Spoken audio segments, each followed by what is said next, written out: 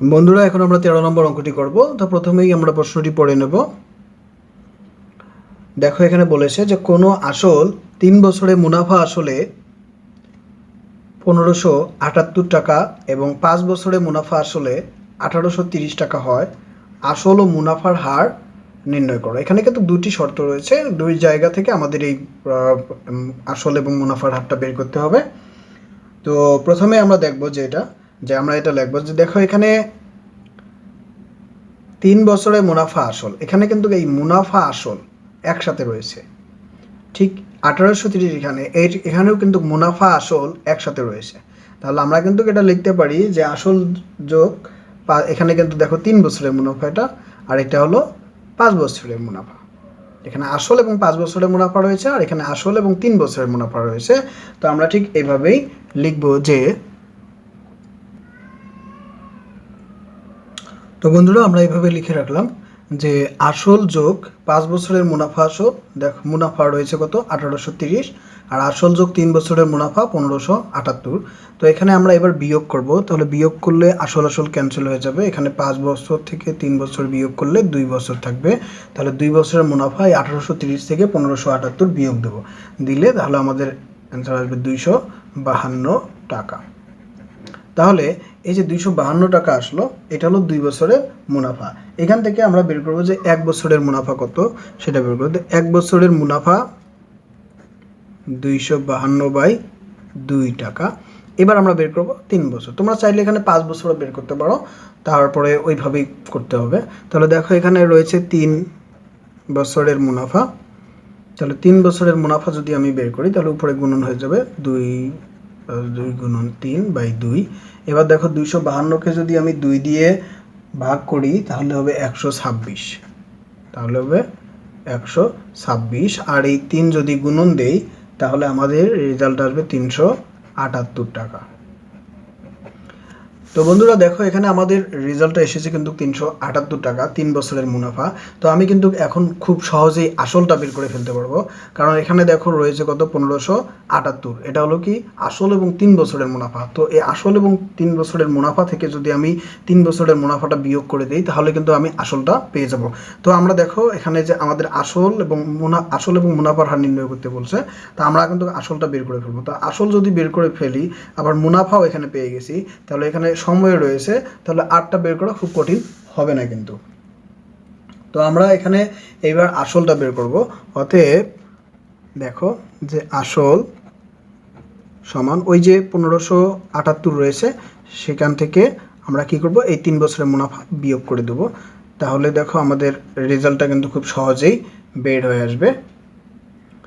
880,770,3,2 অর্থাৎ 1, অর্থাৎ 1200 টাকা। দেখো আমাদের এখানে আসলটা বের হয়ে আসলো 1200 টাকা। তো খুব সহজে আমরা কিন্তু এখানে, এটা আমাদের কিন্তু পি হলো এই আসল, পি হলো 1200 টাকা। তাহলে দেখো আমরা কিন্তু এন এখানে পেয়েছি কত 3 টাকা, 3 বছর, সরি। তাহলে দেখো এবার এখানে যে 3 বছরের মুনাফা 378, এটা কিন্তু আমাদের আই ধরলে কিন্তু আমরা প্রথম থেকেই আমরা কিন্তু কি বের করতে পারবো, মুনাফার হারটা বের করতে পারবো। যেহেতু প্রথম ক্ষেত্রে এবং দ্বিতীয় ক্ষেত্রে মুনাফার হারটা সেম, সুতরাং আমাদের এখানে প্রবলেম হবে না, আমরা মুনাফার হারটা ওখান থেকেই বের করে নিতে পারবো। তো বন্ধুরা, এখানে পি 1200 টাকা, এন হলো 3 বছর, আর আই হলো 378। এবার আমরা আরটা বের করব। তাহলে আর বের করতে হলে আমাদের যে কাজটা করতে হবে, দেখো আমরা জানি আই সমান পি এন আর। তাহলে এখান থেকে যদি আমরা আর বের করতে চাই, আই বাই পি এন হবে। তাহলে এবার আমরা মানগুলো বসাই দেবো। মানগুলো বসাই দিলে আই এর মানটা রয়েছে 378, আর এখানে দেখো পি এর মান রয়েছে 1200 সাথে আমরা এন গুণন করে দেবো। এন হলো 3। তাহলে খুব সহজেই কিন্তু আমাদের মানটা বের হয়ে আসবে। এবার যেহেতু আমরা একটা কাজ করব, যেহেতু এটা পার্সেন্টেজ করতে হবে, তাই আমি এইটার উপরে এবং নিচে 100 দ্বারা গুণন করে দেব। গুণন করে দিয়ে উপরে যেটা রয়েছে দেখো 378 গুণন 100 রাখবো, নিচে রয়েছে 1200 গুণন 3। এইবার নিচে যে 100টি রয়েছে সেইটা আমি একটা কাজ করব, 100টা নিচে নিয়ে যাব আর উপরে 1, এইটা ইকুয়াল কিন্তু আমাদের পার্সেন্ট হিসেবে থাকবে। তাহলে এখন আমরা যদি এই দেখো এখানে এই যে 100 রয়েছে, এটাকে যদি কাটি তাহলে হবে কত? 12 হবে। তাহলে এই 12 দিয়ে যদি আমি এখন 378কে ভাগ দেই, তাহলে দেখো 12 দিয়ে যদি আমি এখন কাটাকাটি করি তাহলে কত আসবে? 12কে 6 দিয়ে কাটলাম তাহলে হবে 2। এবার যদি আমি এই 378কে 6 দিয়ে কাটি তাহলে হবে 6 6 36, 1 3 6 18, 63 থাকতেছে। তাহলে এইবার যদি আমি এই 3 দিয়ে 63কে কাটি তাহলে আমাদের রেজাল্ট আসবে 3 21 63। ওকে, তাহলে উপরে থাকতেছে আমার কত? 21 বাই, আমার এখানে নিচে থাকতেছে 2 গুণন 1/100। তাহলে 2 দিয়ে যদি 21কে আমি ভাগ করি তাহলে আমার রেজাল্ট আসবে 10.50, আর 1/100 ইকুয়াল পার্সেন্ট। তাহলে আমাদের রেজাল্ট আসলো কত? 10.50%। তো এখানে আমরা কিন্তু আরটা পেয়ে গেলাম, তো উপরে আমি পি পেয়ে গেছিলাম। তো আমাদের যেহেতু এখানে আসল এবং মুনাফার হার বের করতে বলেছে, তো আমরা দুটোই কিন্তু বের করেছি। তো আশা করছি সবাই খুব সুন্দরভাবেই বুঝতে পেরেছো। যদি কোনো সমস্যা থাকে অবশ্যই কমেন্টস করে জানাবা। ধন্যবাদ সবাইকে। এইবার আমরা 14 নম্বর অঙ্কটি করব।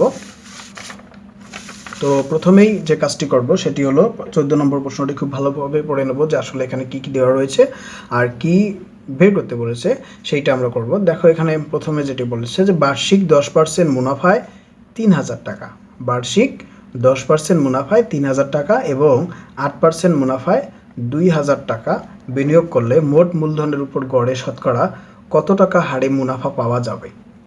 এখানে বলেছে, দেখো তোমরা আরেকবার ভালো করে বুঝে দেখো, যে প্রথমে বলেছে বার্ষিক 10% মুনাফায় 3000 টাকা, মানে একটা লোক ব্যাংকে 3000 টাকা রাখলো বার্ষিক 10% মুনাফায়, আর 8% মুনাফায় 2000 টাকা সাপোজ এটা ব্যাংকে রাখলো বা বিনিয়োগ করলো যে কোনো জায়গায়।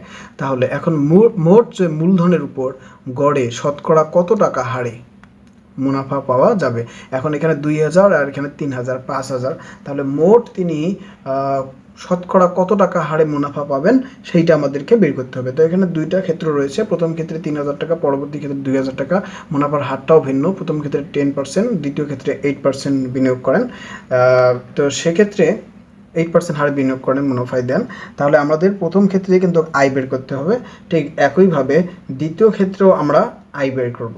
তাহলে মোট যে আসল আর মোট যে মুনাফা সেইটার সাথেই কম্পেয়ার করে আমরা কি বের করব, আমাদের যে ইন্টারেস্ট রয়েছে আর এখানে টোটাল যে আরটা কত সেইটা আমাদের, মানে এটা হলো যে গড় হারটা কীরকম হবে সেইটা আমাদেরকে বের করতে হবে। তো বন্ধুরা চলো শুরু করি, অঙ্কটা পড়ে নেব। যে আমরা প্রথম ক্ষেত্রে যেটা লিখব,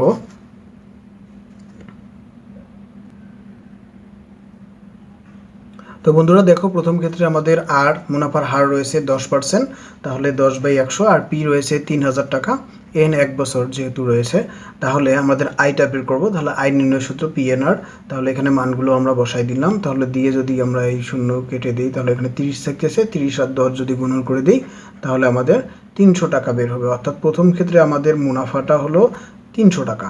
তাহলে এইবার আমরা যে কাজটি করব সেটি হলো যে আমাদের দ্বিতীয় ক্ষেত্রে মুনাফাটি কত হয় সেটা বের করব আগে।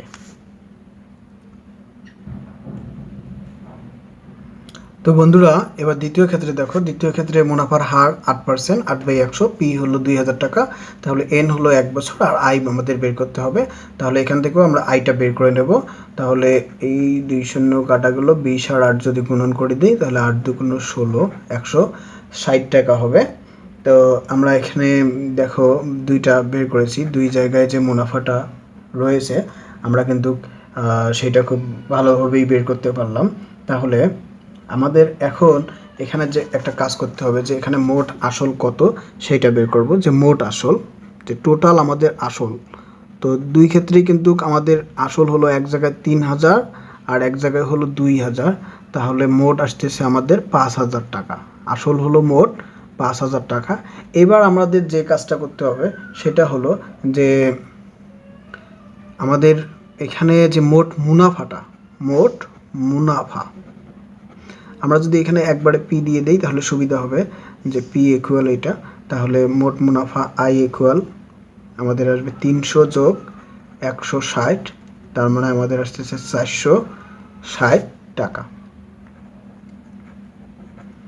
এইটা হলো আমাদের মোট মুনাফা। তাহলে মোট মুনাফা আই ইকুয়াল এত বের হয়ে গেল। এবার আমাদের এখানে কিন্তু টোটাল যে সময়টা সেটা কিন্তু এন ইকুয়াল কত, 1 বছর। এন ইকুয়াল 1 বছর। এইবার আমাদের যে কাজটা করতে হবে সেটা হলো যে এখানে PIN দেওয়া আছে, আর বের করতে হবে। তাহলে আমরা কিন্তু আরটা বের করতে পারবো সেই একই ক্ষেত্রে, যে আমরা জানি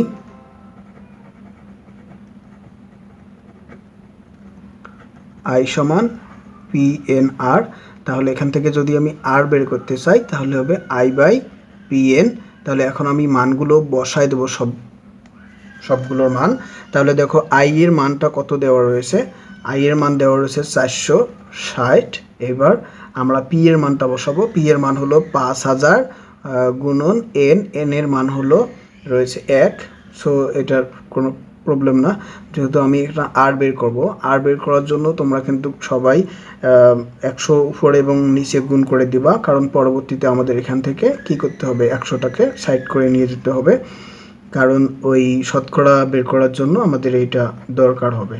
তাহলে দেখো এখানে আমি 100 গুণ করলাম, তাহলে দেখো লব এবং হরকে 100 দ্বারা গুণ করলাম। এবার আমি যে কাজটা করব সেটা হলো উপরে যা আছে তাই থাকবে, 460 গুণন 100। নিচে এখানে 5000 রয়েছে, শুধু এটা রাখবো, বাট এই যে 1/100 রয়েছে এইটা কিন্তু আমি সাইড করে নিয়ে যাব। তাহলে 1/100কে সাইড করে নিয়ে গেলে আমি এবার কাটাকাটি করব। তাহলে দেখো এখানে 50 থাকতেছে, এই শূন্য কেটে দিলাম, তাহলে থাকতেছে 46/5। এই 46/5কে যদি আমি ভাগ করি তাহলে হবে 9.2 হবে। এখানে 1/100 রয়েছে, এটা করে আমাদের পার্সেন্টটা চলে আসবে। তো বন্ধুরা, তোমরা আশা করি সবাই বুঝতে পেরেছ। যদি কোনো সমস্যা থাকে অবশ্যই কমেন্টস করে জানাবা। ধন্যবাদ সবাইকে।